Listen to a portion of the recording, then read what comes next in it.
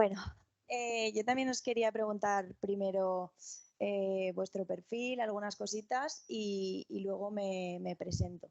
Em, mi charla de hoy va a estar bastante focalizada en el trauma y lo he intentado hacer más desde la intervención porque es un tema un poco delicado. Voy a hablar de abuso sexual al principio, entonces entiendo que es un tema que es duro, no es agradable, pero lo he intentado enfocar de una manera que sea didáctica y con muchas técnicas que también os pueden servir para otro tipo de traumas, ¿vale? Entonces sí que me gustaría saber si habéis visto o habéis trabajado alguna vez en consulta con temas de abuso sexual, de agresión sexual. ¿Habéis tenido? Sí, la mayoría. Levantad la mano los que sí. Vale, genial. ¿Y otro tipo de traumas? O sea, ¿estáis familiarizados con el tema de la intervención en trauma? Vale, perfectísimo. A ver, pero antes de empezar me presento. Mi nombre es Alma Isea, soy psicóloga general sanitaria. Estoy especializada en trauma, apego y trastornos emocionales. Y bueno, sí que os quería comentar un poquito el inicio de por qué acabé trabajando en trauma, porque luego lo entenderéis en cómo focalizo la intervención. Y es que yo empecé formándome o especializándome en trastornos del neurodesarrollo, en autismo sobre todo. No sé si estáis familiarizadas con este tema también. Pero bueno, a través de la conciencia sensorial, el tema de la hipersensibilidad a entorno, el tema de la propiocepción, de la interocepción, que os sonará si habéis trabajado con este perfil. Bueno, me fui dando cuenta que en la edad adulta está relacionadísimo con los síntomas o con las reacciones corporales y físicas que tiene una persona que ha sufrido un trauma, y sobre todo que es lo que vamos a hablar hoy más concretamente, cuando es un trauma de carácter sexual o de maltrato, ¿vale? Entonces, bueno, unificando eso, mi perspectiva es integradora, pero está muy enfocada a terapia sensoriomotriz, conciencia corporal y sensorial, mindfulness, ¿vale? Entonces, vamos a empezar un poquito contextualizando primero la violencia sexual. Para diferenciarlo, aquí hay mucha carga y matices legales que no, obviamente no voy a entrar, pero para que sepamos identificar, tenemos dentro de violencia sexual, podemos definir acoso sexual, agresión sexual o abuso sexual. Como acoso, bueno, presencia de lenguaje verbal, no verbal, escrito sobre relaciones sexuales con una persona que no da su consentimiento. En este caso, la víctima puede ser tanto mayor como menor de edad y el delito puede darse o de forma puntual o continuada. En el acoso, normalmente no hay acceso al cuerpo de la persona. En las otras dos que vamos a nombrar ahora, sí. En agresión sexual consiste en acceder al cuerpo de la otra persona para actividad sexual sin consentimiento y normalmente mediante violencia. La diferencia entre agresión y abuso suele ser, primero, la ausencia de violencia. Normalmente en abuso sexual suele haber mucha diferencia de edad, suele ser abuso en la infancia normalmente, suelen haber amenazas, chantajes, pero no suele haber violencia. En el caso de que hubiera violencia física ya se consideraría agresión. Pero bueno, aquí hay muchos matices legales, muchos vacíos legales también, no se aclaran, las leyes van cambiando mucho, es muy complicado de focalizar, entonces en eso no me voy a centrar, pero era simplemente... Luego, por supuesto, tema denuncias, que esto ya lo sabréis si habéis trabajado con abuso sexual. Yo, yo de todos los casos de abuso sexual que llevo, que son muchos, tanto, sí, sobre todo en la infancia, ni uno ha denunciado, nunca. De hecho, nunca lo han contado la mayoría, y si lo han contado se les ha negado desde la propia familia o se ha hecho que se oculte y se ha tratado como un episodio aislado y se les ha intentado que, bueno, pues que la víctima se calle y no lo diga. Entonces, realmente hay una cifra negra en criminalidad sexual de este tipo increíble. De hecho, el Ministerio del Interior pues, ha alertado ya que el abuso sexual en la infancia y adolescencia ha aumentado un 71% en la última década. Yo creo, sinceramente, que aparte de esto, en cuanto a denuncias, es porque se está conociendo y se está empezando a hablar del tema y a tratar este tema y a ser menos tabú. pero sigue siendo una barbaridad. ¿Por qué pasa esto? Porque normalmente, en la grandísima mayoría de los casos, los abusos sexuales se producen dentro de la propia familia y esto hace muy difícil su denuncia. Y os habréis dado cuenta, y a mí me pareció, cuando empecé con estos casos, de lo más llamativo, que los testigos del abuso sexual o los conocedores del abuso sexual eran los que intentaban que la víctima no denunciara. Y a mí esto me parecía una aberración, pero es algo que es así en la mayoría de los casos, es así, y luego os comentaré cómo intervengo en estos casos puntuales, porque me he llegado a encontrar mayor trauma o mayor sintomatología traumática o mayor resistencia a mejorar en pacientes que han sido abusados sexualmente y, por ejemplo, se lo han contado a un familiar y este familiar se lo ha negado, lo ha minimizado o incluso lo ha culpabilizado, que por el propio abuso, ¿vale? Esto lo tenemos que tener en cuenta. Y bueno, pues eso, solamente llegan a denunciarse entre el 6 y el 20 de los delitos sexuales que se producen. Refiriéndonos a abuso, a mí me parece el 20 muchísimo, pero bueno, estas son las cifras.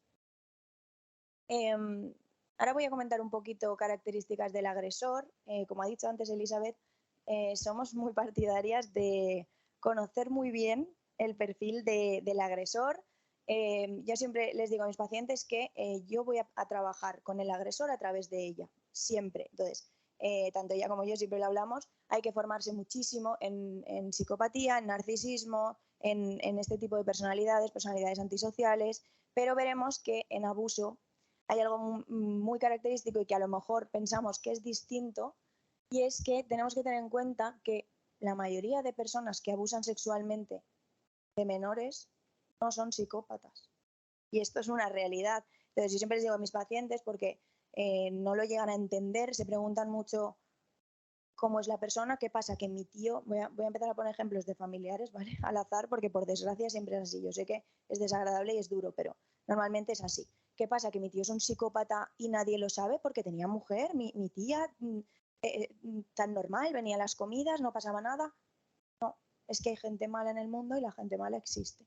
Entonces hay gente que por muchos antecedentes, también antecedentes de trauma, por la familia que han vivido, acaban teniendo este tipo de conductas, ¿vale? Entonces, vamos a categorizar un poquito este perfil del agresor en cuanto a abuso sexual hablamos. En cuanto a parentesco, pues obviamente entre el 65 y el 85 de los casos son familiares de primer grado o allegados. También es muy común monitores, profesores, sí, del cole, del entorno, siempre, prácticamente siempre. En este caso el abuso suele ser más prolongado porque se mantiene más el secreto y porque el agresor tiene mucho más acceso a la víctima, y suele ser sin violencia porque evidentemente el agresor tiene que intentar por todos los medios que no lo cuente y que no lo descubra, y es increíble cómo lo consiguen durante años, y pueden ser familiares muy muy cercanos, como por ejemplo el abuelo, durante años y años, y no lo cuentan, ¿vale? En menos ocasiones el agresor es un desconocido, en este caso suele ser agresión sexual, no tanto abuso, y suele ser más en ocasiones aisladas. Importante, que antes ya lo he comentado también Elizabeth, la historia sociofamiliar del agresor. Tenemos que tener en cuenta que el agresor lleva sus propios traumas, su propia mochila, suele venir de antecedentes de violencia en la familia, tener baja autoestima, déficit de habilidades sociales y un predictor muy muy importante, el consumo. En cuanto a los antecedentes de maltrato, ¿qué pasa? Pues que evidentemente si han vivido maltrato, violencia, incluso abuso sexual ellos mismos en la infancia, pues desarrollan modelos de afectividad totalmente patológica y de sexualidad inadecuadas. Y aparte, en estas familias de los delincuentes sexuales suele haber consumo también, abuso, negligencia, delitos y aislamiento social. Uno de los mayores predictores de que aparezca la conducta sexual inadecuada en adultos es haber sido víctima de ella en el pasado. Esto pensamos que no tiene que ser así y pasa. Muchas veces, o sea, hay polos, que esto os lo comentaré luego, dentro del trauma la personalidad siempre se polariza. muchísimo. Cuanto más polarizada esté la personalidad, más trauma hay. Entonces puede irse hacia la vertiente benevolente de ser la víctima o hacia la contraria, que es convertirse en agresor. Esto es una realidad. Lo del tema del consumo, lo que he comentado, la mitad de los agresores sexuales tienen problemas de consumo. ¿Y qué pasa? Que el consumo de alcohol, por ejemplo, ya sabemos que inhibe funciones ejecutivas, de toma de decisiones, de impulsividad, con lo cual está relacionadísimo con la reincidencia. En cuanto a psicopatología, aunque pueda parecer lo contrario, la mayoría de delincuentes sexuales no tienen un trastorno mental que pueda explicar estos actos. Normalmente no es así. Si hubiera, los trastornos más frecuentes serían discapacidad intelectual, esquizofrenia, trastorno explosivo intermitente, trastorno bipolar y parafilias. Luego, bueno, como algo más anecdótico, porque esto sí que es verdad que es lo que ha comentado también antes Elizabeth, también hay mujeres agresoras sexuales, pero en esto sí que está muchísimo más polarizado y la cantidad de hombres respecto a mujeres es muchísimo mayor. Pero bueno, en mujeres sí que se detecta mucha más psicopatología. Se detecta prevalencia de retraso mental, trastorno mental grave, esto es sacado de una muestra de mujeres condenadas por agresión sexual. Y lo que comentaba de la psicopatía, no todos los delincuentes sexuales son psicópatas. ¿Cómo lo detectamos? Aquí lo he puesto reducido, pero sí que he querido señalar el síndrome de acomodación infantil, que no sé si lo habréis oído, pero a mí me parece una de las partes más difíciles o más duras en cuanto al abuso, y esto es la realidad, que el niño o la niña se acaba acostumbrando y acaba normalizando el abuso sexual prácticamente en ocasiones diario por parte de un familiar. O sea, para que veáis lo que estoy diciendo una barbaridad, pero es así. O sea, hay niños y niñas que luego vienen de adultos a consulta que han sufrido durante 5, 6, 7, 8, 9 años de su vida abuso sexual reiterado por parte de un familiar muy, muy cercano, que era el mismo familiar que luego a lo mejor tenía que cuidar de ellos y que pasaba tiempo con ellos, que veía todos los días y que sus padres querían mucho, y esto es muy difícil. ¿Qué pasa con el síndrome de acomodación infantil? Pues que el niño, para soportar, entre comillas, el abuso, no le queda otra que acostumbrarse y acomodarse a esto para sobrevivir. Sería como un tipo de disociación, pero no acaba de disociarse, sino que el niño, como no tiene la capacidad de entender tampoco lo que está pasando, y normalmente empieza de peque y empieza con tantísimo chantaje emocional por parte del abusador, que le compra con regalos, le amenaza con hacer daño a sus padres, le amenaza con decirlo en el cole, con decirlo a todos sus amigos, con decir que se va a quedar solo, con toda serie de amenazas, que esto ya forma parte también del maltrato que conlleva el abuso sexual, pues el niño al final lo acaba haciendo como parte de su vida, por desgracia. ¿Qué pasa? Que esto evidentemente acaba teniendo una repercusión psicológica en la edad adulta brutal, porque además desarrollan una serie de emociones traumáticas alrededor de este hecho de haberse acostumbrado, que agravan mucho los síntomas, ¿vale? Culpa, vergüenza, ira, muy similar a las emociones bloqueantes en violencia de género, pero relacionadas con abuso sexual en la infancia, que ahora luego veremos detenidamente cómo abordarlas en terapia. En cuanto a las consecuencias psicológicas del abuso sexual a largo plazo, esto voy a intentar hacerlo rapidito para no enrollarme, porque a mí me cuesta no enrollarme cuando hablo de trauma, ¿vale? Pero obviamente trastornos de ansiedad de cualquier tipo, es muy característico además que pacientes con trauma no vengan por trauma a terapia como tal, que vengan por una agorafobia, que yo la llamo siempre agorafobia traumática, porque es muy diferente a los síntomas de una agorafobia más situacional o más al uso. Por eso tenemos que detectar ciertas cositas típicas y emociones y reacciones típicas de una persona que ha sufrido un trauma, porque es un poco distinto, ¿vale? Pero cualquier tipo de trastorno de ansiedad y síntomas de ansiedad en general. Hiperactivación, una sensación de alerta permanente, evidentemente, preocupaciones excesivas, aspectos también cognitivos de atención y concentración, muchísima irritabilidad, alteraciones del sueño, fatiga, ¿vale? Luego esto puede conllevar trastornos del estado de ánimo también con el tiempo, baja autoestima, desesperanza, pocas actividades placenteras, cambios en el apetito y en ocasiones riesgos de suicidio. En cuanto a disfunciones sexuales, también nos lo vamos a encontrar muchísimo y muchas veces vienen por este problema y no por el trauma, ¿vale? Por eso voy a insistir mucho durante toda la charla en la importancia que tiene que sepamos detectar lo que son síntomas de trauma sin que el paciente nos diga que tiene un trauma. Un paciente es muy difícil, bueno, ahora cada vez más, pero no suele ser lo habitual que te venga y te diga, hola, mi motivo de consulta es que abusaron sexualmente de mí a los 3 años y tengo síntomas. No, tengo muchísima ansiedad, no sé qué me pasa, llevo arrastrando ansiedad desde los 13 años y no sé por qué, y es que a veces les tienes que preguntar tú, ¿has sufrido algún evento traumático que pueda explicar esta sintomatología que aparentemente no viene de ningún sitio? Y entonces a veces es cuando te lo dicen. Y muchísimas veces lo detectamos a través de problemas en la esfera sexual. Vaginismo, red flag. Siempre. No tiene por qué deberse solo a eso, pero muchísimas veces, en muchísimos casos, sí. Evitación de relaciones sexuales y bloqueos, lo mismo. Y sobre todo, esta ya es mucho más explícita y evidente si hay flashbacks o recuerdos de la agresión o del abuso durante las relaciones. En este caso sí que son conscientes y normalmente sí que lo verbalizan. Muy importante también, trastornos de personalidad. Por ejemplo, trastorno límite de la personalidad, TLP, tiene muchísima comorbilidad con haber sufrido abusos en la infancia. Y, por supuesto, trastorno de estrés postraumático, que no siempre, esto también lo tenemos que tener claro, no siempre hay trastorno de estrés postraumático como nos enseñan en la carrera con sus criterios y un TEP al uso.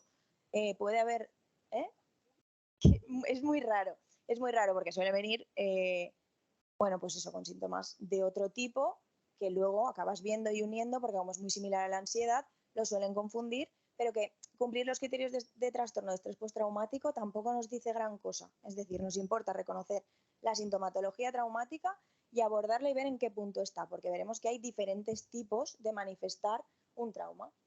¿En qué se caracteriza el TEP? Bueno, pues reexperimentación del acontecimiento traumático, ya sea en forma de pesadillas, flashbacks, recuerdos intrusivos, pensamientos intrusivos del hecho, síntomas de aumento de la activación, es una alarma constante y permanente. Yo siempre les digo que es como una alarma de incendios que ha dejado de funcionar y ahora suena todo el rato y no sabemos cómo apagar, entonces intentas apagarla, ¿cómo? Evitando todos los estímulos relacionados con esa alarma, que en este caso es el abuso, la calle, la persona, las personas parecidas a el hombre, por ejemplo, o sea, ha llegado a ser así, o sea, han sido detonantes y disparadores traumáticos, incluso, pues si fue tu abuelo, no tengo nada en contra de los abuelos, que parece que estén hablando todo el rato al abuelo, no, pero bueno, si fue el abuelo o el tío y se parece, ve un hombre por la calle y se parece, tiene características físicas similares, ya puede ser un detonante tranquilamente de trauma. Y cuanto más detonantes hay más disparadores traumáticos,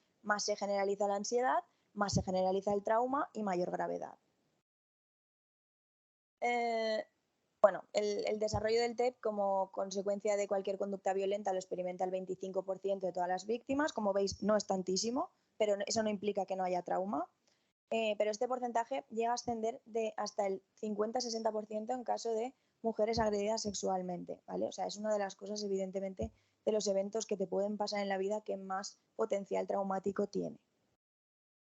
Luego, para diferenciar un poco, no voy a entrar en criterios y eso, que es más tostón, pero para separar un poquito, tenemos también el trastorno de estrés agudo, que yo creo que, vamos, no sé si lo llegaremos a ver o si, a no ser que trabajéis en tema de emergencias o crisis, pero bueno, se parece mucho al TEP, se diferencian algunos criterios, pero se diferencia en la duración, que es de 2 días a un mes. Cuando pasa del mes, ya estaríamos hablando de TEP como tal. Y luego que me gusta mucho, pero por alguna razón en el DSM-5 no está incluido todavía, lo van a incluir, lo van a incluir, pero lo vemos muchísimo más de lo que parece. Y ahora, por suerte, está en auge, se está estudiando más y, bueno, gran parte de la sintomatología de los pacientes que nos vamos a encontrar trabajando trauma van a presentar trastorno de estrés postraumático complejo. ¿Os suena el TEP complejo? Vale, genial. Pues fue descrito por Judith Herman ya hace tiempo y se caracteriza por desarrollarse ante estresores prolongados que conllevan particular control o sometimiento de la víctima, considerando como factores desencadenantes situaciones de violencia sexual, como pueden ser abuso infantil, explotación sexual o maltrato. También sería, pues eso, maltrato en la infancia prolongado, una relación de violencia de género prolongada. No quiere decir que porque el evento traumático sea prolongado vaya a tener sintomatología de TEP complejo, porque tiene una serie de características bastante particulares, pero lo vemos mucho. Vale, ahora os he puesto como aspectos a tener en cuenta en la intervención en abuso sexual y luego en violencia de género. ¿Por qué? Porque lo que he hecho es combinar un poquito la intervención, porque es similar, es bastante parecido, ¿vale? Pero iré identificando como las diferencias que nos podemos encontrar entre abuso sexual y víctimas de violencia de género a la hora del tratamiento, ¿vale? Entonces, en víctimas de abuso sexual, muchas veces, lo que os he dicho antes, el motivo de consulta no será la vivencia del abuso sexual, porque el secretismo y ocultarlo forma parte de las características de las víctimas. Evidentemente, lo viven con una vergüenza extrema y con otra serie de emociones que tenemos que entender y que luego veremos. Y a veces las víctimas pues, no presentan TEP si el abuso, por ejemplo, se produjo en la infancia o años atrás, no hay como un TEP activo como tal, sin embargo suelen acudir a consulta con otra sintomatología, ansioso-depresiva, emociones características del trauma. Nos tenemos que centrar en que si fue hace muchos años, por ejemplo, si pasó a los 6 años y nos viene la paciente o el paciente en la edad adulta, a lo mejor es muy funcional y a lo mejor no nos lo nombra porque hay veces que a mí me han dicho, es que, bueno, tampoco pensaba que iba a ser relevante o pensaba que no tenía nada que ver con lo que me pasa en el presente. Y no, ¿por qué? Porque el trauma en general afecta a la identidad de la persona siempre, y más si pasa en la infancia. Si pasa en la infancia, se acaba desarrollando un self, un yo, una identidad que va enfocada alrededor del trauma, con sus partes defensivas, sus partes preservadas, ¿vale? Que luego lo hablaremos. Entonces, siempre va a repercutir, obviamente. Pero que la persona haya sufrido abusos sexuales no quiere decir que presente un estrés postraumático. Si no hay estrés postraumático y no vemos una sintomatología traumática que le esté repercutiendo y que a lo mejor, imaginaos que somos terapeutas de pareja y nos comentan esto y la paciente o ya lo ha trabajado o no hay síntomas y nos metemos a intentar trabajar, por ejemplo, con los recuerdos del abuso, se puede producir el efecto contrario, estaremos forzando algo que es innecesario y que al final es hacer sufrir a la paciente si no hay sintomatología activa. Puede ser y puede pasar que por otros motivos, por factores de personalidad, de resiliencia, que es muy, muy importante en el trauma. A mí no me gusta nada enfocar el trauma como solo la desgracia o solo la parte desagradable. Evidentemente lo es, pero hay factores de resiliencia súper poderosos y que muchas veces el cerebro se repara en muchísimas ocasiones solo entre comillas, ¿vale? Habrá cosas que habrá que trabajar, pero no quiere decir que se haya producido un estrés postraumático o que actualmente haya que abordar el trauma sí o sí porque nos lo hayan revelado, ¿vale? Importantísimo. Me han venido muchos casos de personas retraumatizadas por su propia psicóloga. Esto es una realidad también y por eso siempre soy muy, muy pesada con, da igual a qué ámbito nos dediquemos, aunque no seamos terapeutas de trauma como tal, que por favor nos formemos en base trauma. Es vital, podemos despertar cosas en una paciente que literalmente podemos desgraciar todo lo que ha conseguido durante todos estos años, ¿vale? Me he encontrado de todo y luego os lo comentaré porque creo que es importante. Por eso es imprescindible hacer una adecuada valoración de la existencia de secuelas, que si las hay, derivadas del abuso y de la repercusión que tienen en la vida cotidiana antes de meternos a intervenir en un trauma, ¿vale? ¿Qué pasa en la intervención en violencia de género? Si tenéis alguna pregunta en algún momento, me podéis preguntar. Ah, genial. Sí.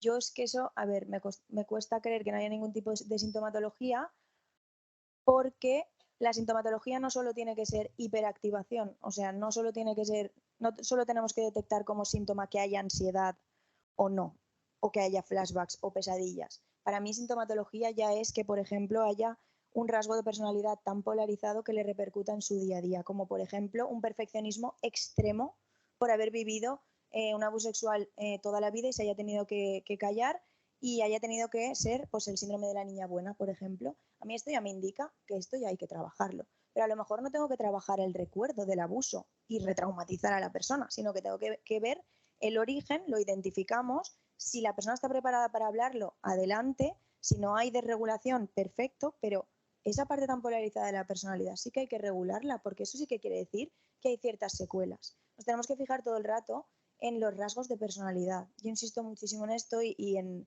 el equipo cuando superviso a otras compañeras, insisto mucho en observar el patrón de personalidad. Es muy raro que te vengan con un TEP activo, entonces eso no significa que no haya trauma, porque puede ser que venga una persona con unas defensas psicológicas extremadamente marcadas, una persona que conteste con monosílabos, que os las habréis encontrado seguro, esta es con las que yo más sufro.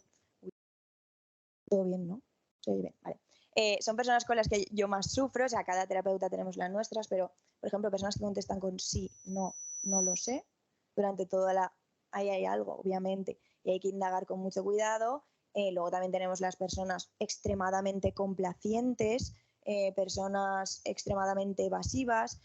Todo esto no suele venir de una ansiedad al uso, por ejemplo, temas laborales, ¿sabes? Si te pones a hacer línea de vida, seguramente salga algo. No digo que sea abuso sexual, pero otro tipo de trauma es probable. Y eso para mí ya es un motivo de trabajo, ¿vale? En cuanto a violencia de género, bueno, aquí se va a solapar un poquito con lo de Elizabeth porque obviamente tiene todo que ver, pero muchas veces acuden a terapia de pareja como forma de manipulación a la víctima en fase de luna de miel como muestra de cambio de conducta, que esto hasta la saciedad nos lo han dicho, ¿no? Me ha dicho que vamos a ir a terapia, que lo vamos a solucionar, que va a cambiar, que ahora sí, que se va a comprometer incluso a terapia individual y luego también lo hemos visto que acaba manipulando o intentando manipular a la psicóloga o bueno, que le cuenta la versión que quiere y ya está, ¿vale? O en un intento de culpabilizar a la víctima de todos los problemas de pareja. Esto, si tú te lo has encontrado, yo creo que seguro que sí. El agresor que va a terapia y va a terapia de pareja pretendiendo que la psicóloga culpe a la mujer de ello, de sí, claro, y es como que al final, inconscientemente, si no tienes base en esto y conoces las dinámicas, las defensas, los síntomas, el perfil del agresor sobre todo, las reacciones típicas que tiene una víctima de maltrato y cómo se comunican, comunicación no verbal, cuánto domina la conversación uno u otro, la dominancia, el cómo habla, que esto es más de terapia sensorio-motriz, por ejemplo, que se enfoca mucho en el cuerpo y no tanto en la narrativa verbal, que a veces nos da más igual.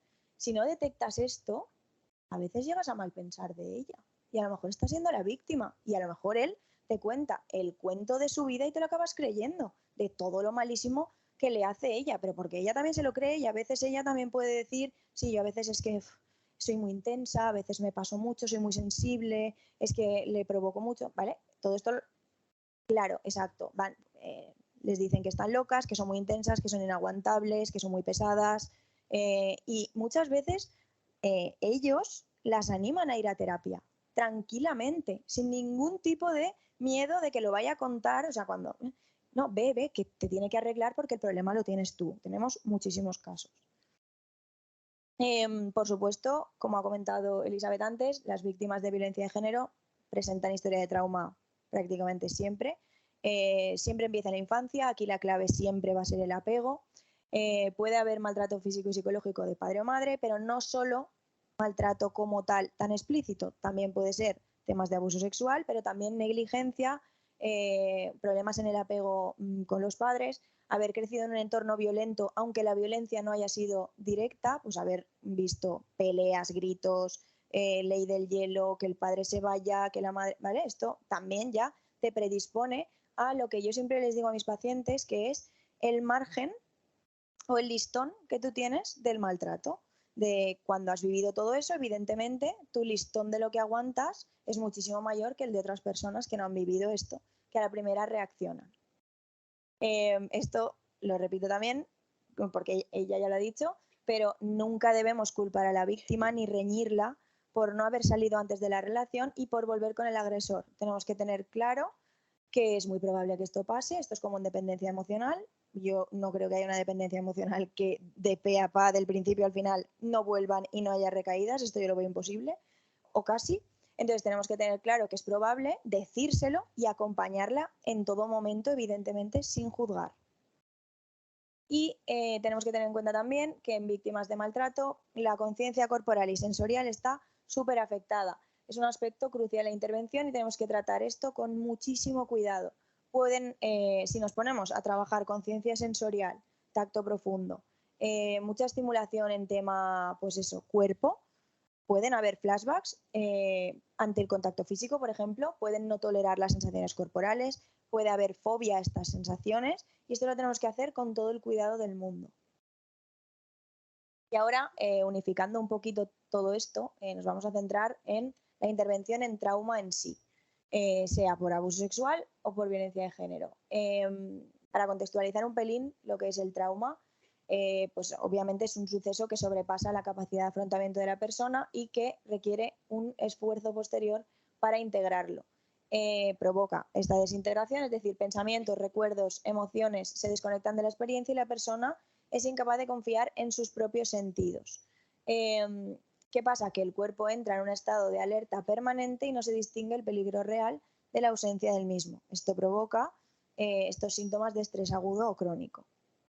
El trauma entonces permanece en el cuerpo en forma de miedo intenso a reexperimentar el sufrimiento y esto conlleva una evitación tremenda. Viven básicamente con pánico muchas veces ya no es tan enfocado al evento traumático, sino pánico a lo que están sintiendo en su cuerpo. Como posible programa de intervención, yo aquí he juntado un poquito lo que considero clave a la hora de trabajar trauma, pero esto no hay que cogerlo de forma rígida. A mí me gusta siempre hablar de que tenemos que ver a la persona que tenemos delante y no me gusta nada aplicar protocolos rígidos a la hora de trabajar trauma. Lo veo un error tremendo porque depende de muchísimos factores, depende muchísimo de la personalidad de la paciente o el paciente, de factores pues eso, de resiliencia, de lo que haya vivido, si hay más historia de trauma aparte de lo que vayamos a trabajar, de tantísimas cosas que no nos podemos focalizar en hacer A, B, C y ya está, porque seguramente lo hagamos mal y seguramente sí, a lo mejor reducimos síntoma un tiempo, seguramente en la mayoría de los casos volverán a terapia. Y eso querrá decir que no habremos hecho todo el trabajo como lo tendríamos que haber hecho. ¿Vale? Entonces esto lo cogemos con pinzas en cuanto a orden, en cuanto a, ¿vale? No lo veáis como algo estructurado, sino como un poco unas ideas de lo que es más importante trabajar. Como primer nivel, obviamente, psicoeducación y vínculo terapéutico. Y yo sí tengo que decir algo de qué técnica o qué... Me da igual la técnica. Vincular.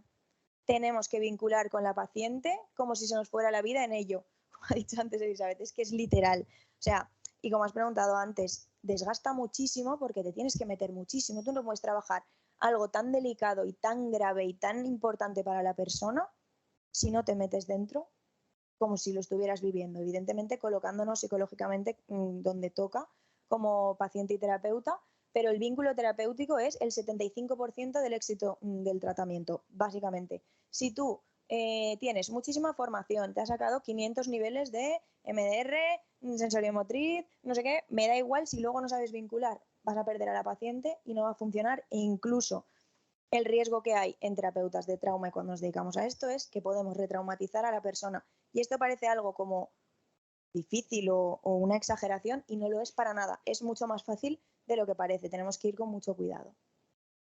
Luego estaría el segundo nivel, que aquí ya entramos en, siempre para empezar, regulación del sistema nervioso y técnicas de estabilización.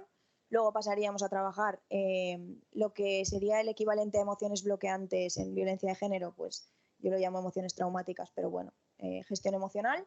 Creencias y distorsiones cognitivas que vamos a tener muchísimas. Luego ya nos metemos con los recuerdos traumáticos con mucho cuidado, y disociación en el caso de que la hubiera. O prevenir que no la liemos y la provoquemos por pasarnos de intensidad al trabajar con recuerdos traumáticos.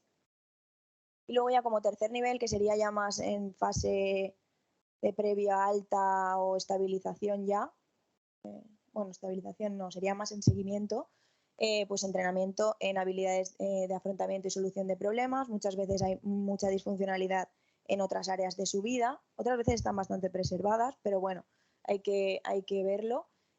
Identificar las áreas libres del trauma, que esto es lo que os decía, de no centrarnos solo en el drama que es el trauma y en lo negativo y en la desgracia, sino en las áreas libres de trauma. Yo siempre les digo, no eres tu trauma, tú eres muchísimo más que eso. Tú has vivido un evento traumático, pero todo lo demás, mira, o sea, mira todo lo que has conseguido en todo el resto de áreas y no solo en logros, sino en lo que eres. Y yo les valido desde el primer minuto que acuden a consulta. A mí me parece súper valiente y siempre se lo digo, que alguien que ha sufrido abusos sexuales por parte de un familiar de los 6 a los 9 años con penetración, y es que no quiero ser más explícita en este tema porque es delicado, que venga a terapia a querer sanarlo, revivirlo entre comillas, repararlo, me parece ya solo eso, vamos, para validar muchísimo y que fortalece el vínculo y que aparte del trauma es muchísimas otras cosas. Y esto lo tenemos que identificar y potenciar. No se acaba de sanar un trauma si no se trabaja la resiliencia. La resiliencia es la clave para reparar. Ya no es tanto movernos en el recuerdo una y otra vez o que no tenga síntomas. No buscamos quitar el síntoma, buscamos que la persona recupere su identidad, que repare, que sea feliz, que tenga un bienestar independientemente de que haya vivido un trauma. Y luego, por supuesto, tema afectivo, pues esto está muy deteriorado, hay que trabajar muchísimo en relaciones afectivas sanas, tema del apego imprescindible y en el caso de que sea necesario porque haya habido algo de tema sexual o abuso sexual en este caso, pues terapia sexual y afectiva. Vale, para empezar, la psicoeducación. Bueno, el objetivo principal en esta fase sería ponerle nombre y aquí no me refiero a que la persona se revictimice diciendo yo he sido maltratada. Ay, dime. Sí, repito, ¿no? Vale. Mm,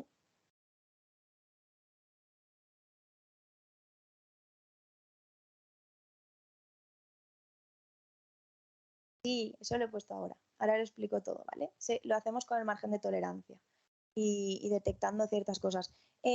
Preguntaba una compañera que cómo se trabajan los recuerdos traumáticos, bueno, teniendo en cuenta los límites de cuándo nos estamos pasando para que la persona no se retraumatice, ¿vale? Pero esto ahora lo explico. Pues esto, en psicoeducación, poner nombre a lo sucedido. No queremos revictimizar y que sean yo fui violada, yo he sido abusada, yo soy maltratada, tampoco no es eso. Yo, de hecho, siempre al principio, para mí es un indicador de mejoría el que le acaben poniendo nombre por ellas mismas. Me voy a referir todo el rato a chicas porque es lo que más veo, ¿vale? Entiendo, obviamente, que por supuestísimo hay abuso sexual en chicos y aparte hay bastante, pero me voy a referir en este caso. Sino que sepan, tengan conciencia primero, toma de conciencia de lo que ha pasado.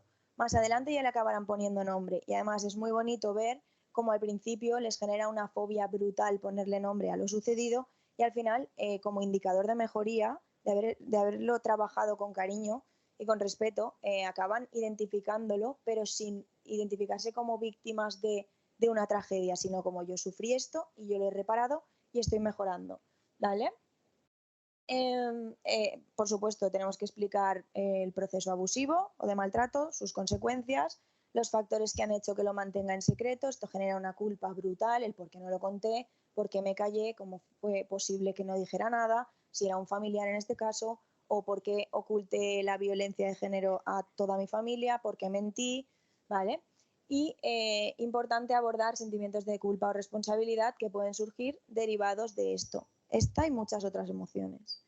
Y, por supuestísimo, hay que transmitirle a la víctima, a la persona, que en el presente está segura y no corre peligro.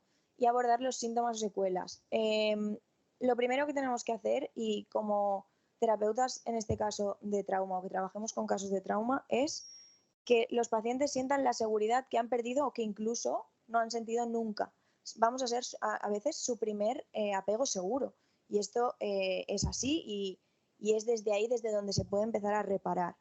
Luego, aparte, en psicoeducación, por supuesto, no la hacemos solo al principio, la haremos durante todo el proceso y yo siempre les digo, vais a ser expertas o expertos en sistema nervioso. Os van a convalidar porque vais a saber muchísimo, vais a ser expertas en narcisistas, en psicópatas, vais a saber detectarlo, que esto también las empodera mucho. Pero la psicoeducación es muy, muy importante en trauma porque no entienden lo que les está pasando en su cuerpo y por qué les pasa. El vínculo que he comentado es clave y tenemos que tener muy en cuenta las diferencias individuales y las resistencias de las personas que acuden a consulta y adaptar al máximo las intervenciones. Tenemos que tener en cuenta muchísimas otras cosas que a veces esto es como que, o yo siento que en la carrera a lo mejor no se nos explicó como tal el que una paciente o un paciente, si a lo mejor no te contesta, no es porque no estés conectando, es que a lo mejor está defendiéndose de algo, no quiere entrar en un sitio que le genera muchísimo malestar y no podemos forzar, o sea, muchas veces en la carrera, con un enfoque tan cognitivo-conductual, que no estoy para nada en contra, pero tanto, se nos queda corto en este sentido. No tenemos en cuenta otras cosas como las resistencias, como los mecanismos de protección, la propia personalidad del paciente, ¿no? A todos les funciona lo mismo, no todos necesitan lo mismo, no están en el mismo punto, influye muchísimo. También el contexto en el que viva el paciente o la paciente tiene un peso brutal, de ahí el tema de terapias contextuales de tercera generación, tiene en cuenta el organismo en su conjunto y otras habilidades y otras variables que van a determinar también el éxito terapéutico. No es solo que sepamos aplicar bien X técnica, sino que entendamos todo lo que va detrás de aplicar esa técnica. Por supuesto, en trauma el terapeuta evidentemente tiene que ser empático, cercano, tenemos que tener en cuenta nuestros propios estados internos, que es lo que habéis preguntado antes, tenemos que ver qué nos está removiendo, esto, por eso es tan importante supervisar en trauma, porque estamos escuchando barbaridades todo el día y parece que por el hecho de ser psicólogas o psicólogos tengamos que estar como acostumbrados o que no nos repercuta en nada, y no, o sea, es una realidad que tenemos en este caso. De hecho, está también la retraumatización secundaria por haber visto y oído traumas, y esto es una realidad. Las terapeutas que trabajamos con trauma nos quemamos mucho más emocionalmente por la carga que conllevan las sesiones. Yo es lo que comentaba. Yo al principio, en otro tipo de casos, a lo mejor podía llevar muchos más casos al día. Luego, cuando empecé a ver casos de trauma, vi que acababa mucho más agotada, que acababa, es como que el cuerpo de absorber todo eso, no sé si os ha pasado, de que te da un bajón al final del día que dices, no me puedo mover, no puedo escuchar nada más. Pues esto es una realidad, entonces tenemos que adaptar y tenemos que ser súper responsables de la carga que estamos sosteniendo. Entonces, si no podemos llevar tantos pacientes al día, tenemos que autocuidarnos, agenda respetuosa. Yo esto siempre insisto muchísimo. No es lo mismo trabajar esto que trabajar en otro ámbito. Se nota una barbaridad. Y sobre todo porque puede repercutir también al curso de la terapia y al paciente, obviamente. Vale, pasamos a mi parte favorita. La regulación del sistema nervioso. Lo veo imprescindible, los cambios que se producen son brutales y es clave. Yo siempre digo que el trauma no es nada cognitivo, pero nada. El trauma es el cuerpo, el trauma es corporal, es físico, es somatizar, son sensaciones, es experiencia más que cognitivo, ¿vale? También hay creencias distorsionadas, pero es una pequeña parte. Actualmente en la perspectiva integradora lo intentamos explicar pues, de cómo impacta el trauma en el cuerpo y en el cerebro. ¿Qué pasa en un suceso traumático? Pues que el trauma provoca que el sistema nervioso pierda los mecanismos de regulación y que entre en un estado de hiperactivación o de hipoactivación. En las personas que han sufrido abuso sexual o maltrato suele haber dificultades en la capacidad interoceptiva y propioceptiva. Interoceptiva es notar, percibir las sensaciones internas de nuestro cuerpo, latido del corazón, respiración, el tacto, frío, calor, temperatura, sudoración, ¿vale? Y propiocepción es cómo nos movemos, cómo se mueve nuestro cuerpo y dónde estamos colocados en el espacio. Que esto es lo que os comentaba al principio, que es exactamente igual que en trastornos del neurodesarrollo, que es el trabajo clave con personas con autismo muy desreguladas, por ejemplo, de hecho hablamos también de regulación, es desde la estimulación sensorial. Pues en pacientes con trauma su sistema nervioso también está desregulado, con lo cual el trabajo es similar. Por eso trabajamos conciencia corporal, sensorial, que esto, resumiendo mucho, sería con técnicas de mindfulness, entre otras, ¿vale? Para que las personas aprendan a detectar esas sensaciones y a conectar con el libro. Un libro que seguro que yo creo que os habréis leído, El cuerpo lleva la cuenta. ¿No? ¿Quién ha dicho que no? Pues léetelo. Las psicólogas no juzgamos, pero léetelo hoy, ¿vale? Bessel van der Kolk es el autor, es una referente brutal en trauma y cuerpo y es libro de cabecera para tratamiento del trauma, ¿vale? Explica absolutamente todo y es una maravilla. ¿Qué dice? Pues que tras el trauma el mundo se vive con un sistema nervioso diferente. Es literalmente así. Sabemos que cuando hablamos de sistema nervioso, hablamos del sistema nervioso autónomo en este caso, que es el que se encarga de las respuestas de supervivencia, la lucha, huida, paralización, ¿vale? Y regulan nuestras funciones corporales involuntarias como la respiración o el latido del corazón. Este es el que está relacionado con la ansiedad principalmente y nos informa del peligro y la seguridad. Por eso tenemos que hacernos muy amigos del sistema nervioso a la hora de trabajar trauma, porque es el que nos va a indicar todo el rato cómo de seguro se siente el paciente, ¿vale? Por aquí. Se llama El cuerpo lleva la cuenta. Sí, correcto. ¿Cómo separamos sistema nervioso autónomo? Bueno, está dividido en sistema nervioso simpático y sistema nervioso parasimpático. Luego, si entráramos ya en teoría polivagal, que está enfocada en sistema nervioso, ya habría dentro del parasimpático otras ramas, pero bueno, para no enrollarnos mucho en este tema, el sistema nervioso simpático es el que se encarga de la respuesta de lucha o huida, el que se prepara para la acción y nos moviliza, y el parasimpático es el del reposo o la relajación. También puede ser, esto es en teoría polivagal, que el parasimpático, siempre les digo a mis pacientes, puede ser el parasimpático plus, que quiere decir cuando ya te desconectas directamente, y este tampoco es el que buscamos, ¿vale?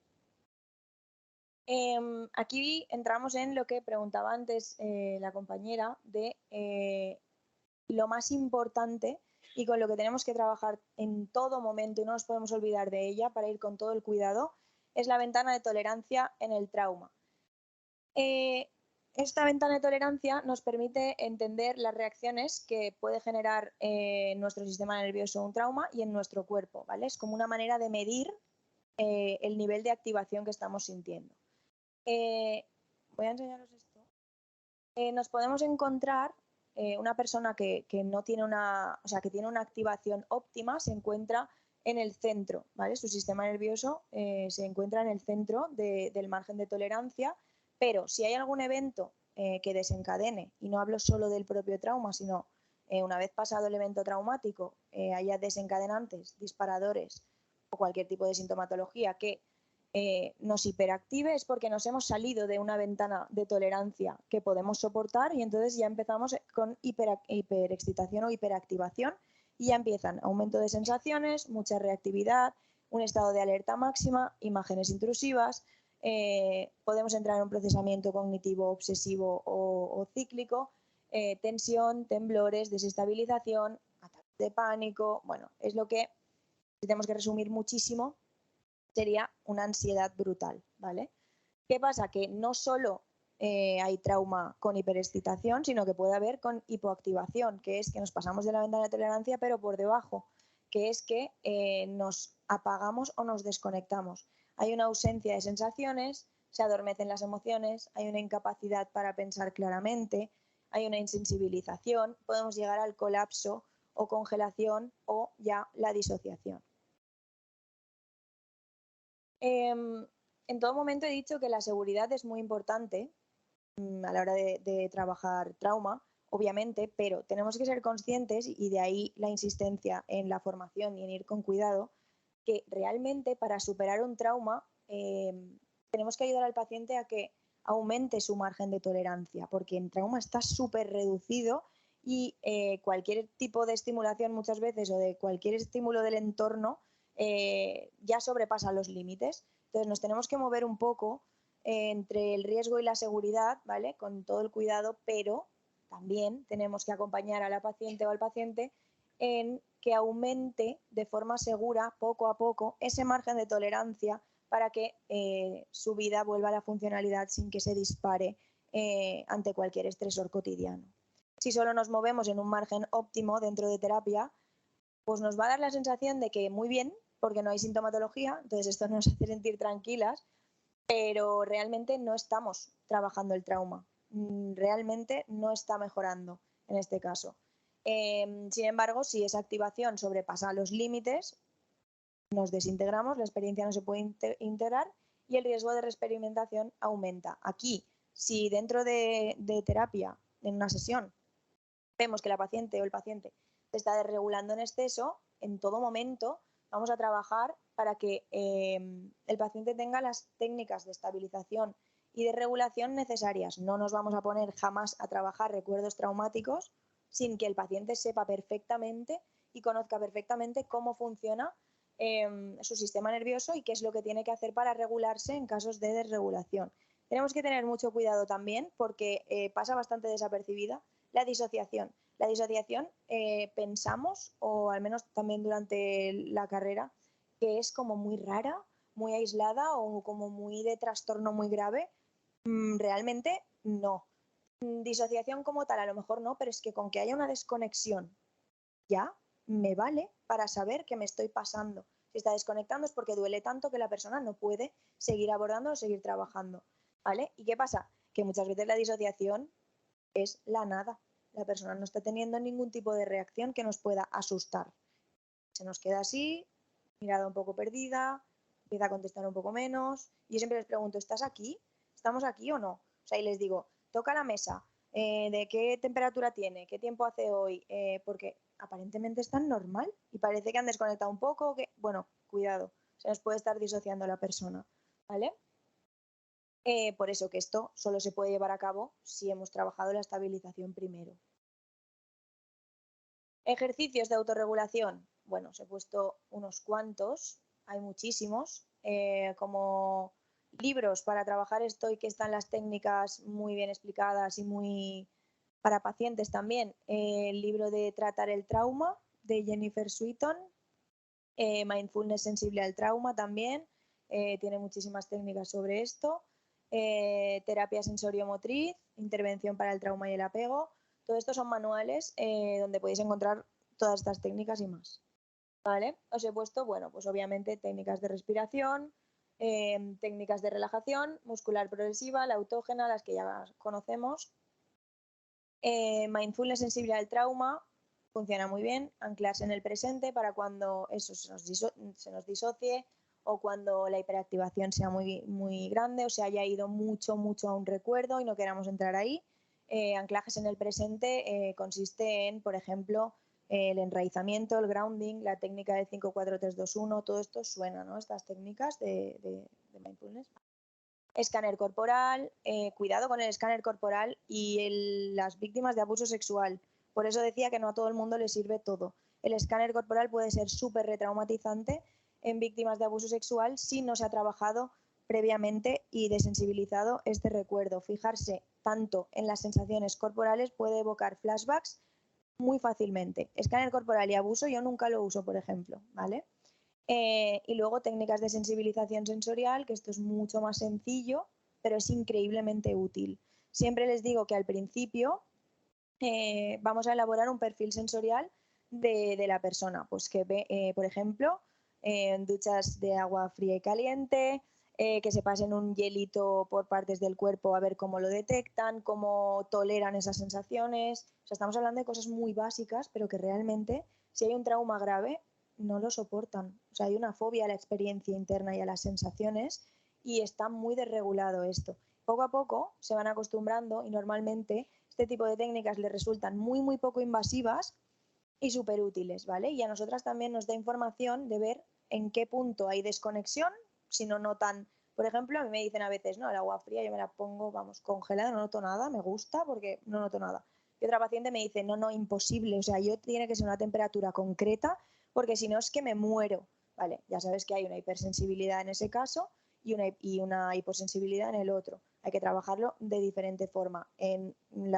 Cuando haya hipoactivación o desconexión corporal, hay que trabajar en conectar poquito a poco, teniendo en cuenta que no nos podemos pasar de intensidad porque está en defensa, ¿vale? Porque no queremos abrumar. Y en la hipersensibilidad, pues poco a poco ir tolerando esas sensaciones.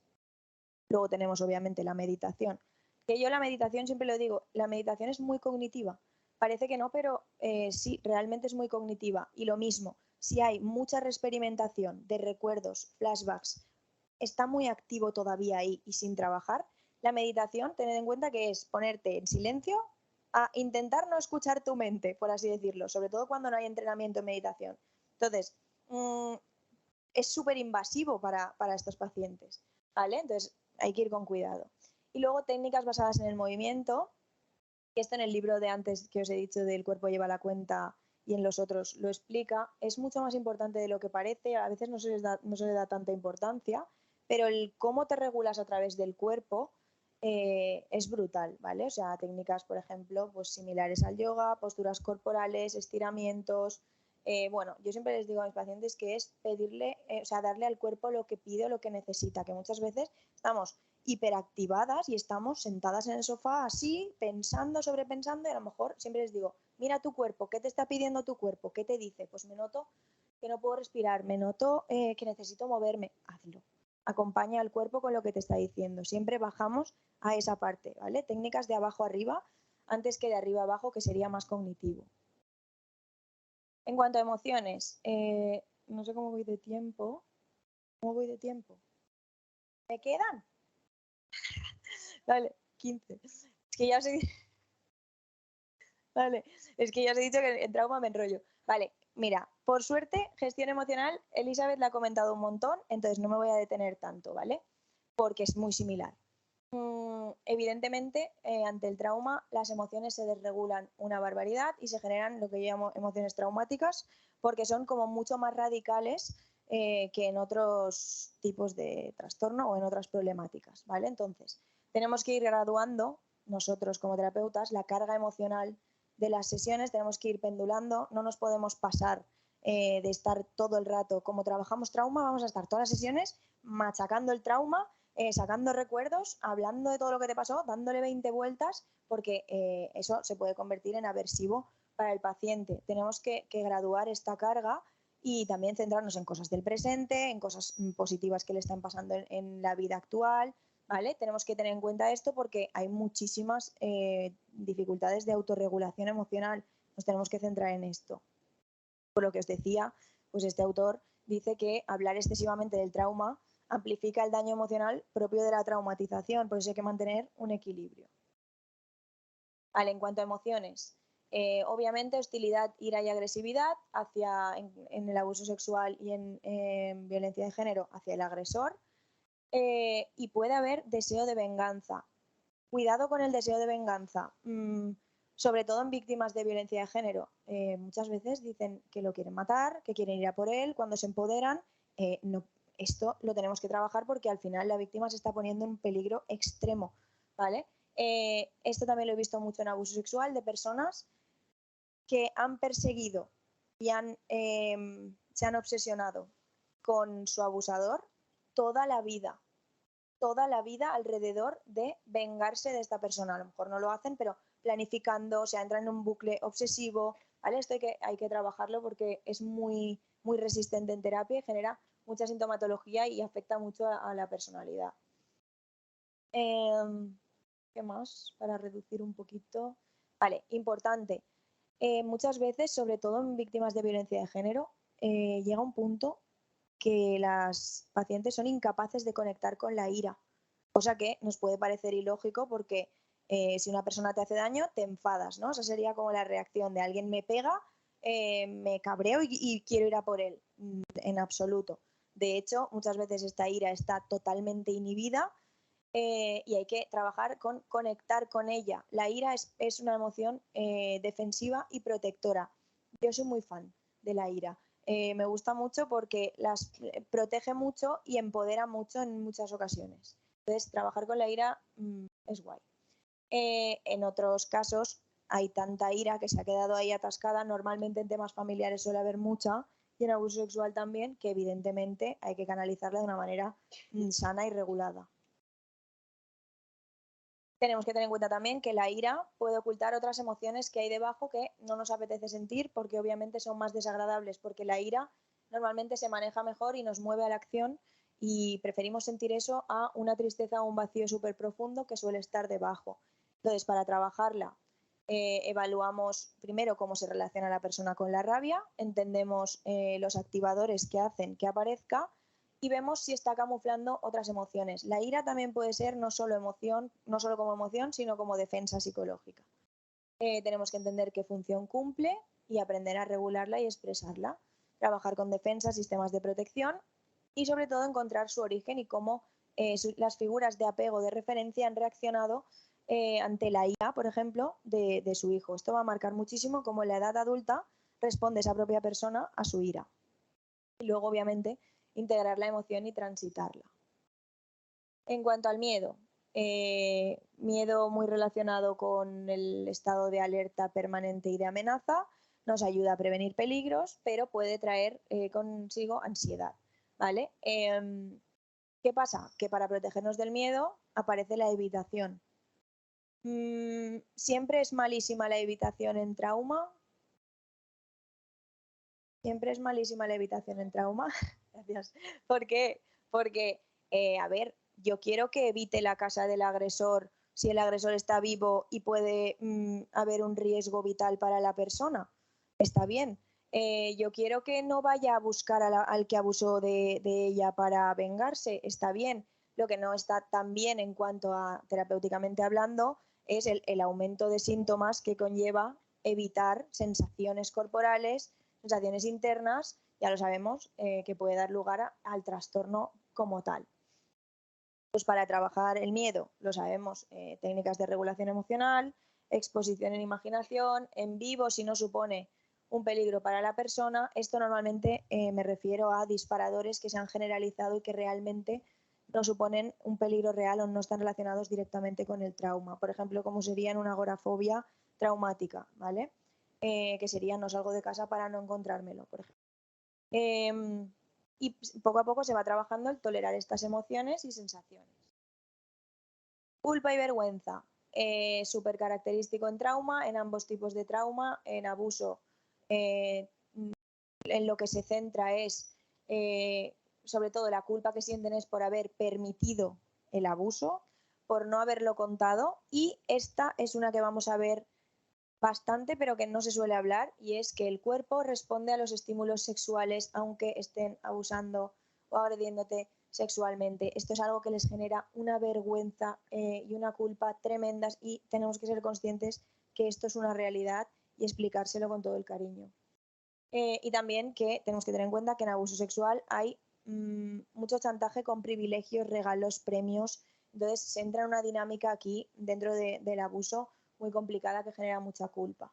Violencia de género no me voy a extender porque lo ha explicado Elizabeth, pero la culpa está relacionada con esto una vez ya ha dejado la relación, pues con haber abandonado al agresor, sensación de haber provocado el maltrato, la culpa por haber denunciado, por haberlo ocultado a su familia, por haber permitido que los hijos lo presenciaran, entre otras, ¿vale?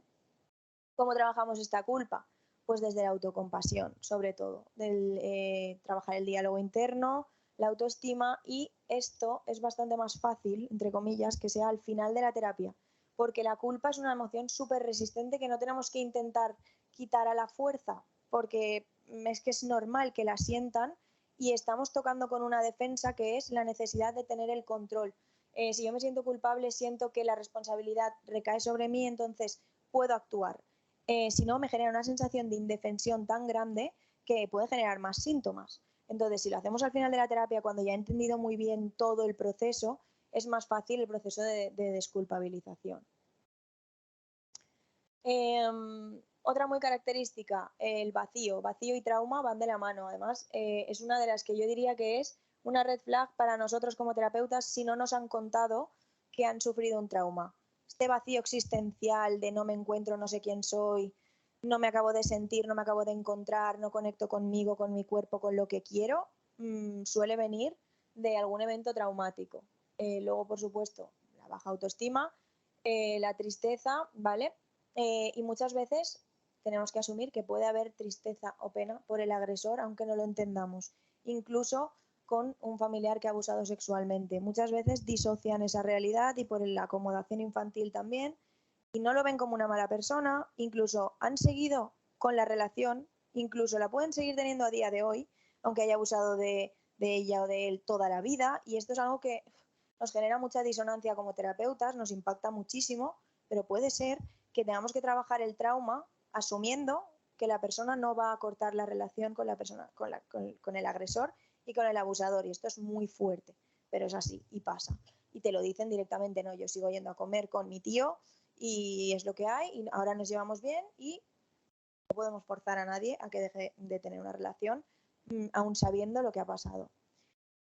Para trabajar esto, exploramos y buscamos un nuevo sentido, metas, lo que os he dicho de centrarnos en la resiliencia y no tanto en la parte más traumática, reflexionar sobre valores, llevar a cabo toma de decisiones, todo lo que sea ir hacia adelante y no recrearnos tanto en el trauma. Luego fortalecer habilidades sociales y trabajar el autocuidado y activación conductual.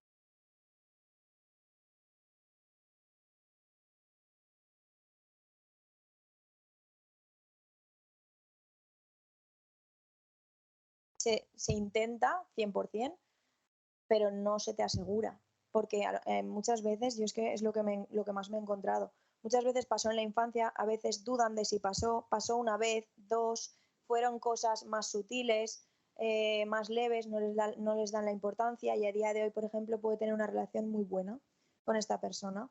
Y yo, evidentemente, siempre voy a encaminar el tratamiento a que haya un contacto cero, 100%, pero muchas veces hay que tener en cuenta que eso implica una ruptura familiar, implica que lo cuenten al resto de familiares, implica una separación total, es súper complicado y durísimo.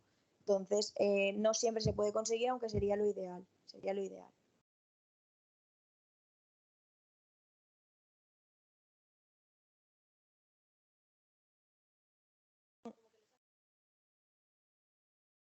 Sí,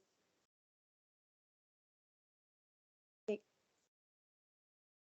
Normalmente repara, está ahí, está muy presente, es una relación absolutamente, claro, es una relación absolutamente patológica, es brutal, sí. Pero, por supuesto, ojalá, si se puede, el objetivo es que la rompa, pero no siempre se puede. El asco, voy muy rápido porque voy fatal de tiempo, pero asco y trastornos sexuales obviamente van de la mano. Es una respuesta súper común y es una emoción con muchísima reacción somática y corporal. Se llegan a poner enfermas las pacientes al hablar y al trabajar esta emoción, o sea, es brutal lo que puede llegar a salir. Y hay que trabajarla muy progresiva, aumentando la tolerancia, desensibilizando los recuerdos, acercándonos al recuerdo con cuidado y asociándolo a ciertos disparadores traumáticos que generan asco. Esto también puede generar, por ello, dificultades y trastornos sexuales, vaginismo, bloqueos, incapacidad para tener relaciones, aversión al sexo, a partes del cuerpo, a personas similares, es muy fuerte cómo se generaliza. Y hay que tenerlo en cuenta a la hora de intervenir. Importante, si no se trabaja esta emoción antes de enfocarse en los recuerdos traumáticos, puede ser muy retraumatizante. Si no hemos trabajado el asco de dónde viene, estamos rememorando un recuerdo que genera muchísimo asco, muy potente, vamos a retraumatizar, vamos a aumentar la huella de memoria en vez de lo contrario. En cuanto a lo cognitivo, pasamos ya a creencias y distorsiones, pues evidentemente el trauma influye muchísimo en cómo la persona interpreta y procesa la información y pueden surgir creencias irracionales y distorsiones, pues atribuirse la culpa, falta de confianza en los demás, una visión negativa de sí mismo, del mundo y todas las distorsiones cognitivas que conocemos de sobra, que no he puesto porque sería muy largo, pero estas distorsiones obviamente afectan al ánimo y repercuten en la sintomatología y hay que abordarlas pues con técnicas como discusión de pensamiento, reestructuración cognitiva, difusión y técnicas de solución de problemas. Vamos a los recuerdos, que esto es clave. En trauma, no siempre que hay un evento traumático se recuerda el evento traumático de la misma forma. Puede ser que lo recordemos con todo detalle y esté súper activo. Puede ser que no recuerde nada la persona, que estos son los casos más complicados, o que recuerde el suceso solo parcialmente o como que esté borroso, o que, sobre todo, me dicen mucho en abuso sexual infantil, que no estoy segura de si ha pasado porque lo tengo como en una nube y creo que sí que pasó, pero no sé muy bien qué. Tampoco puedo trabajar muy bien con el recuerdo porque no te sé elaborar el recuerdo, ¿vale? Cuidado con trabajar abuso sexual en la infancia muy focalizados en los recuerdos. Muchas veces el abuso sexual en la infancia hay que trabajar más el presente, en lo que ha podido repercutir en el self, en la identidad y en la personalidad, que en el recuerdo, por lo de las falsas memorias. Siempre que trabajamos sobre la memoria se modifica, siempre. Entonces, podemos generar recuerdos inconscientemente o por sugestión que a lo mejor no están, o la persona no tiene clara, o que no estaban, y generarle más sintomatología de la que tenía. Entonces, no queremos crear falsas memorias en ningún momento. Si no lo recuerda, no lo recuerda. Ya está, no tocamos más allá, ni suponemos ni sugestionamos en este caso.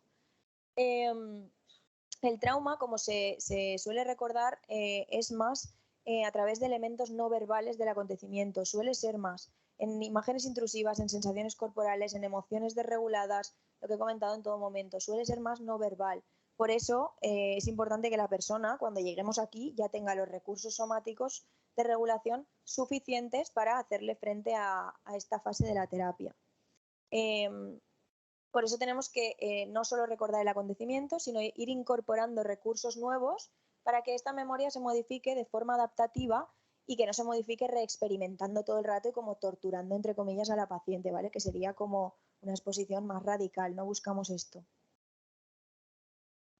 Para diferenciar así muy rápido, yo siempre les digo a los pacientes que una cosa es la memoria emocional, por así decirlo, que es la que recoge todas las sensaciones, todas las imágenes, el cuerpo, ¿vale? Y otra es la explícita o narrativa. Os habréis dado cuenta 1000 veces que viene el paciente a terapia y te cuenta tan tranquilamente, aparentemente, un evento extremadamente traumático y no hay ningún tipo de reacción emocional o física. Esto es porque lo está contando desde un plano totalmente cognitivo, totalmente narrativo, y no está conectando en absoluto con el cuerpo y con las sensaciones, y ahí, por más que nos cuente 250 veces el evento traumático y nosotras pensemos que estamos desensibilizando, no estamos haciendo nada, está en defensa, se mueve cómoda la paciente ahí, no estamos aumentando margen de tolerancia y no estamos generando ningún tipo de desensibilización, ¿vale? Entonces hay que moverse en la memoria emocional. Yo siempre les digo que el trauma es como si tuviéramos unos cajoncitos donde cada recuerdo va en un sitio y que cuando hay trauma cada uno está desperdigado por ahí, está flotando y no sabe dónde meterse, en qué cajoncito de la memoria tiene que entrar. ¿Vale? Que lo que buscamos no es que recuerde eso por recordarlo, sino que lo coloque en un sitio mucho más adaptativo y funcional, sabiendo que fue un recuerdo, que es un recuerdo desagradable, pero que no siga flotando a día de hoy ahí repercutiéndole, ¿vale?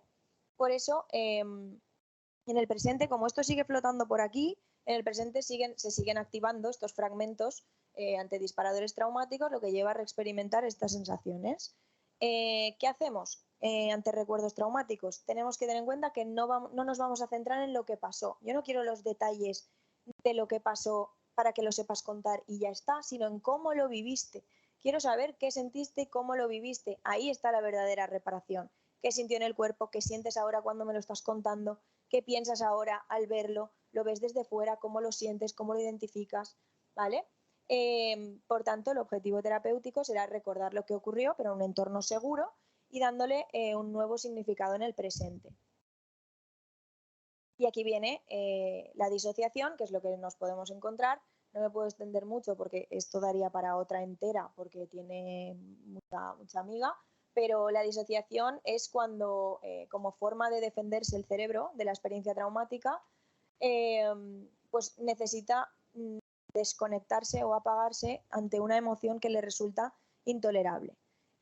Hace referencia pues eso, a una falta de conexión entre elementos, entre memoria y emoción o imágenes, y sensaciones que normalmente tienen que ir integrados. Por eso siempre en intervención en trauma hablamos de integración. Puede afectar tanto a conciencia como memoria, identidad, percepción, que habitualmente suelen ir integradas. Ejemplos de disociación así muy rápidos, hay muchos más, pero bueno, para simplificar desrealización, despersonalización y amnesia disociativa, pero no solo eso, ¿vale? Muchas veces los pacientes nos dirán que tras vivir un acontecimiento traumático no experimenta ninguna emoción. Cuando piensa en ello, lo verbalizan como que se encuentran anestesiadas, como que no conectan, y me dicen muchas veces que cuando hablamos de recuerdos, me dicen, es que lo estoy viendo como desde fuera, como si fuera una película, o no me acabo de ver, o no me veo la cara, porque yo siempre les pregunto, ¿qué estás viendo? ¿Qué hay? ¿Cómo estabas? Dice, no, es que no me veo yo, no soy yo. Otro libro, No soy yo, de Anabel González, para trauma, súper imprescindible, ¿vale? Que habla un poco de esto. Me dicen, es que es como si no fuera yo, no me identifico, yo no soy esa persona, ¿cómo me podía estar haciendo eso? No, no lo veo, no lo identifico, ¿vale? Pues despersonalización y desrealización. Y luego también puede ser en casos más graves, lagunas de memoria de largos periodos de tiempo, incluso no solo cuando se estaba produciendo el trauma, sino de partes o de días o de años, que sería la amnesia disociativa, que no lo vemos tanto. Vale, y ya entrando en el final del tratamiento, cuando ya la persona está estabilizada, hemos trabajado recuerdos, ya estamos encaminados hacia el alta, buscamos recursos en el presente para enfrentar problemas a día de hoy y para superar las dificultades, los estresores, para que no desregulen a la paciente de nuevo, ¿vale? Lo que permite ya reconocerse como sobreviviente, ya hemos reparado, no nos movemos solo en esa parte negativa y favorecemos resiliencia y poner un poquito en orden toda su vida. Es importante tener en cuenta también que la persona tiene que protegerse frente al abuso o el maltrato, y esto es un factor que contribuye a recuperar la dignidad. O sea, tenemos que hacerlas muy capaces de en el futuro detectar ciertos perfiles psicopáticos, narcisistas, aunque no lo sean las personas con las que se vayan a vincular a partir de ahora, pero da igual, si sienten que lo pueden detectar y que en el futuro van a poder hacerle frente a ello, muchísimo mejor. Muchísimas pacientes me verbalizan cuando ya están súper bien y llevan meses muy bien, vivo con miedo a la hora de relacionarme porque pienso que me va a volver a pasar y pienso todo el rato que me está volviendo a engañar y que no lo sé identificar.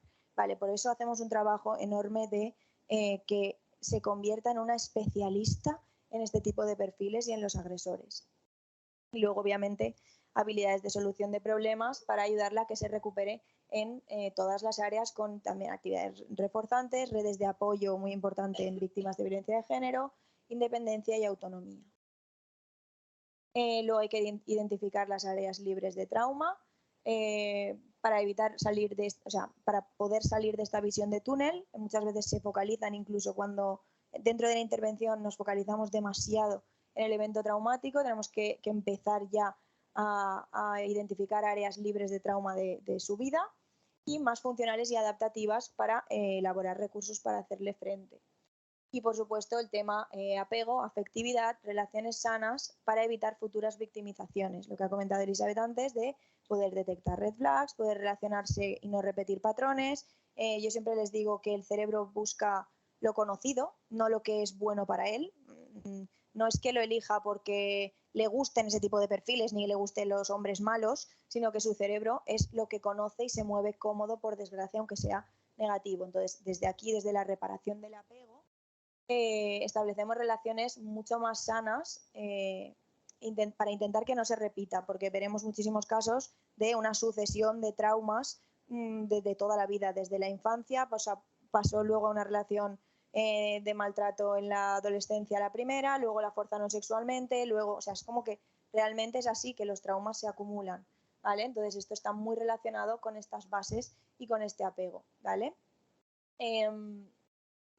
Por decir dos datos, las víctimas de violencia de género obviamente suelen tener más probabilidad de apego ansioso, y tenemos que tener en cuenta siempre el apego desorganizado, muy, muy relacionado con el trauma. Para finalizar, importante, si fuera necesaria, terapia sexual en víctimas de abuso a mí me parece imprescindible, creo que es clave, una vez se haya trabajado el trauma, porque trabajar esto antes de habernos movido bien en los recuerdos puede ser retraumatizante, pero importante, psicoeducación afectivo-sexual, visión más positiva de las relaciones, suelen ver esto como algo muy aversivo, tenemos que intentar ir reparando en este sentido. Si aparecen disfunciones sexuales, ya hay que hacer una terapia más específica y en este caso, pues bueno, pues es muy importante la formación en ambos ámbitos, en terapia sexual y en tema trauma, si nos vamos a dedicar a trabajar con abusos sexuales, por ejemplo. Aspectos a tener en cuenta, ya como consideraciones.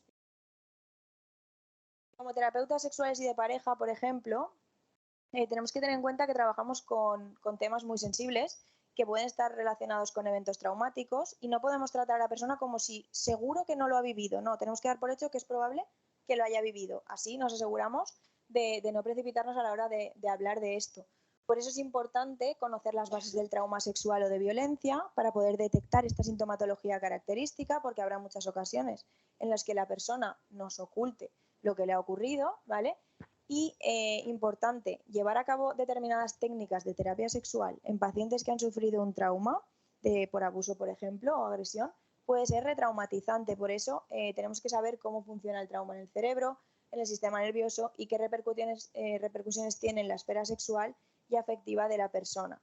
Y también, como he dicho muchas veces, pero es que es importante, conocer el perfil del agresor y los comportamientos más característicos, lenguaje no verbal, detectar posibles intentos de manipulación o de maquillar el maltrato. Seremos a lo mejor en terapia de pareja de los pocos que veremos la relación de maltrato in situ. Entonces tenemos ahí muchísima carga de responsabilidad para proteger.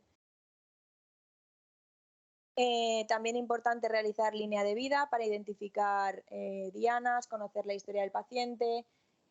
No se trabaja igual con pacientes que han vivido diversos traumas o una sucesión de traumas a lo largo de su vida, porque esto puede aumentar o agravar la sintomatología si no lo tenemos en cuenta. Si viene por un trauma en concreto y hay una historia de trauma detrás que no tiene por qué ser trauma de estrés postraumático, puede ser un trauma de apego, que haya negligencia en la infancia, puede ser una sucesión. Si trabajamos esto de esta manera, como si fuera solo un trauma aislado, es probable que nos dejemos muchísimas cosas y que a la larga acabe volviendo a terapia, que no sea tan profunda como tendría que ser.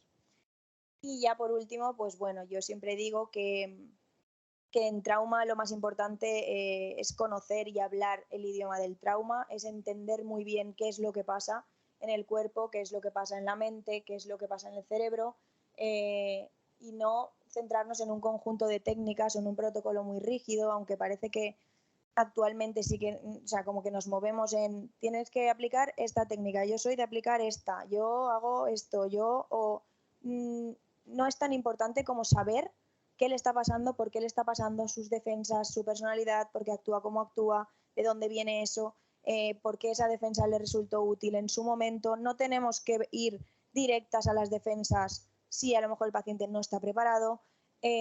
Tenemos que ir todo el rato buscando los ritmos de cada paciente. Cada paciente va a llevar un ritmo muy diferente. Habrá algunos que en 6 meses lo tendrán listo y habrá pacientes que tengan que venir muchísimo más tiempo porque tengan muchas más resistencias, porque les cueste muchísimo más o muchísimas otras variables que tenemos que tener en cuenta, y por eso tan importante la formación en trauma de manera global, ¿vale? Que si queréis libros, os puedo recomendar varios libros relacionados con el enfoque integrador en trauma. Y ya está, hasta aquí. Espero que os haya sido muy útil.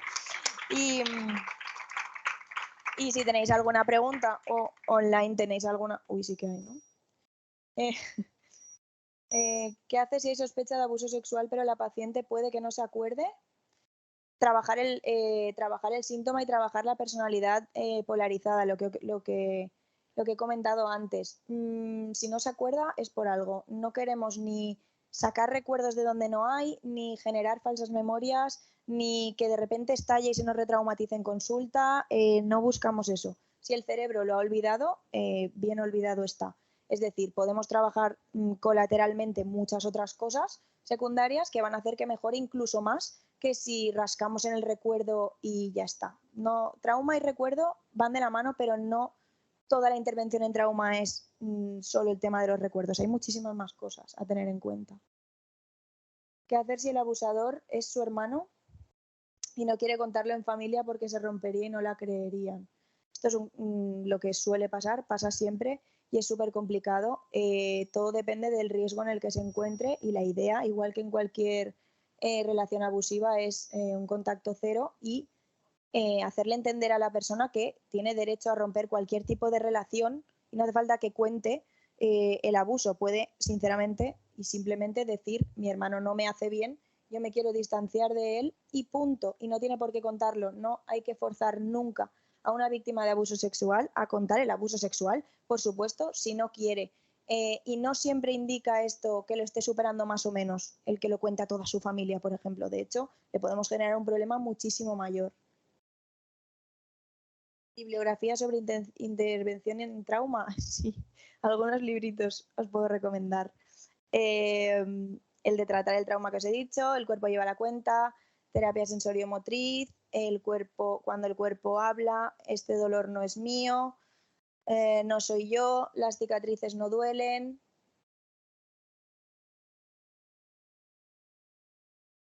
Sí, todos los de Dolores Mosquera. Todos los de Anabel González. Si os interesa el tema de partes, de trabajar con partes, que hoy obviamente no podía hablarlo, pero bueno, muy interesante el tema de IFS, sistemas de familia interna. No hay partes malas. Sistemas de familia interna, que se llama así. ¿Qué más? No lo digo. Hay muchísimos, hay muchísimos. Os puedo, o sea, si necesitáis os puedo decir más, o si os dan un correo me escribís y yo encantada. IFS, sí. ¿Tenéis alguna pregunta aquí? No, vale.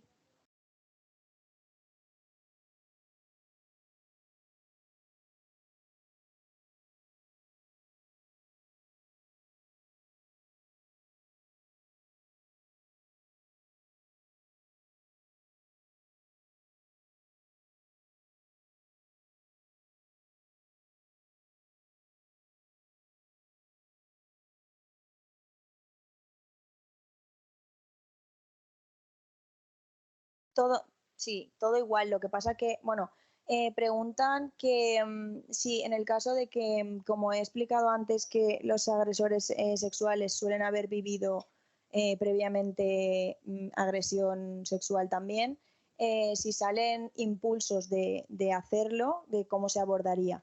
A mí esto, sinceramente, nunca me ha pasado, nunca lo he visto, pero si hago la hipótesis del caso, yo lo enfocaría como un pensamiento intrusivo más parecido de un bucle obsesivo por una defensa psicológica de pánico absoluto, de entro en pánico, de no quiero ser así jamás en la vida, entonces tu cerebro, pues similar al TOC, que es muy característico, muchísimo, cuando haya un patrón muy obsesivo y muy evasivo, suele venir de que hay muchísimas resistencias y te estás negando muchísimas cosas, hay muchas emociones desagradables.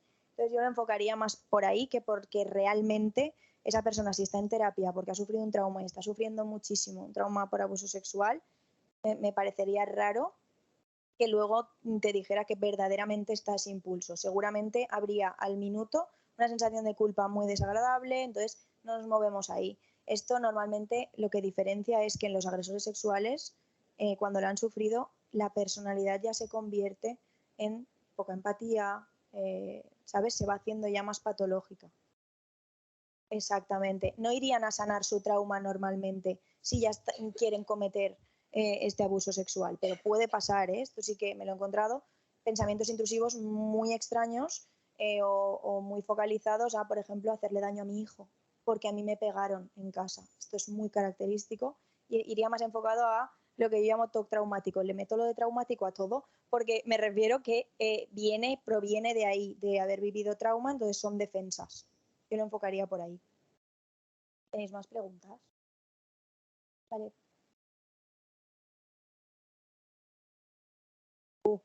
Te identificas. Te identifica. Y ya no es tanto en consulta, sino después. Yo siempre les digo cuando se desregulan en terapia, porque se tienen que desregular un pelín para trabajar el margen de tolerancia, pero tú lo notas, que es una cosa que sigue la curva de la ansiedad, que si aplicamos, yo les digo, vale, toca la mesa, haz el grounding, haz respiraciones, ¿cómo te vas encontrando? Enseguida vuelven y te dicen, ya está, me encuentro muchísimo mejor. Cuando hay una retraumatización es una desregulación importante y sobre todo siempre les digo, vamos a monitorizar cómo te encuentras a lo largo de esta semana. ¿Cómo es tu sintomatología? Si de repente tiene más flashbacks, muchas más pesadillas, mucha más ansiedad, muchos más pensamientos intrusivos, las emociones traumáticas mucho más marcadas. A mí eso, por ejemplo, sí que me ha pasado trabajando el asco. Por eso he dicho que es una emoción muy delicada. Sí que me ha pasado trabajando el asco, que la paciente durante toda la semana vomitando se despertaba, empezó a somatizar muchísimo, angustia, porque era una emoción que no había salido, es la única vez, ¿vale? Pero luego normalmente pueden volver, pero se ve así, se ve bastante en cuanto a sintomatología después. ¿Y alguien más había levantado?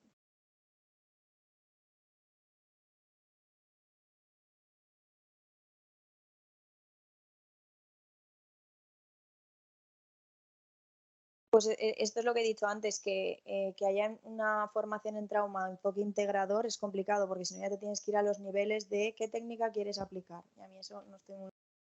bueno, yo, si te sirve, hice un experto en trauma, experto en formación en trauma con MDR, que no es que aplique el MDR solo como única técnica exclusiva, sino que te explica muy bien las bases del trauma en general y trata trauma complejo, trata bastantes cosas, y es de la Asociación de Medicina Psicosomática.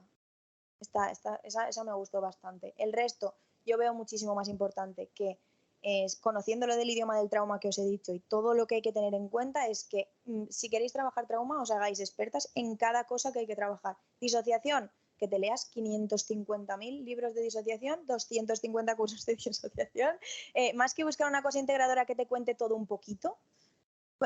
Defensa psicológica, pues te haces un curso de defensa psicológica única y exclusivamente, ¿vale? O sea, yo eso lo veo lo más adecuado. ¿Cómo podemos tratar los problemas que surgen en la actualidad de memoria derivados del trauma, pero no con respecto al momento traumático, sino de lo que está viviendo actualmente? Entiendo la pregunta.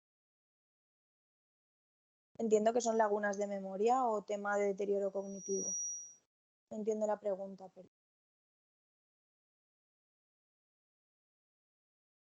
bueno, pues nada, muchas gracias. Espero que os haya gustado.